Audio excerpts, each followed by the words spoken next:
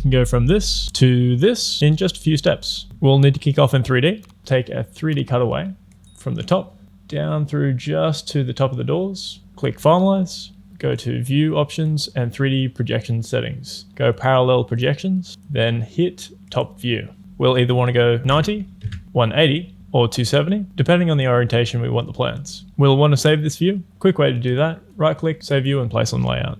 We'll just place anywhere, then we'll just delete it, and we'll go back into our view map, and just down the bottom here, we'll have it pop up as a new 3D. This has captured our 3D. From here, we can further refine it with elements like shadows that will give us extra depth. Let's go to View, 3D View Options, then we'll want Symbol Shading with Shadows. Ooh, that looks better already. Now, if yours doesn't have these options, just copy in these 3D styles, these options that I've got here. We'll go OK. I'll right click my 3D that I made earlier, hit Redefine with Current Window Settings, and that's going to save the shadows for me. Next, we'll want to add the various floor coverings, typically carpet for the bedrooms, tile for the bathrooms, and timber is kind of a nice warm look throughout the rest of the home. I added these just by taking the slab, clicking and dragging. From there, we'll change the depth to about 5, and then change the height so it's 5 millimeters higher.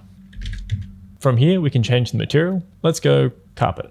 Next thing we want to add, plants, beds, and furniture. We can have this on a hidden layer so that it doesn't distract too much from the original floor plans. That's going to make it look like this. The plants really take it up a notch. Just going to change this back to vertical, but we still need to export it so it looks good. If we just place this on the layout and we zoom in, it looks blurry. To bring this to a high resolution, we'll pop back into the 3D view, right click on the 3D view, and go to Set Window Size. From here, I'll click this to keep the proportions. We'll bump this up to 4K and click OK. The window can't actually fit on my current screen, but that's okay.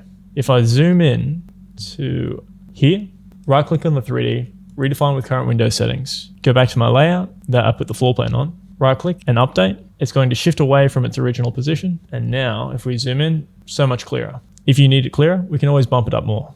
And with just a few steps, we've got our colored floor plans.